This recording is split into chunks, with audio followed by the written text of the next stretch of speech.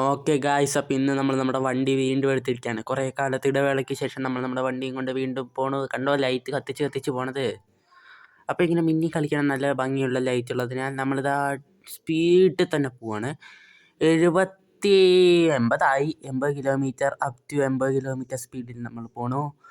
ആ ബസ്സിനെ ഓവർടേക്ക് ചെയ്യണം, അതാണ് നമ്മുടെ ലക്ഷ്യം. അതിന് നമ്മൾ ഡ്രിഫ്റ്റ് ചെയ്യണം.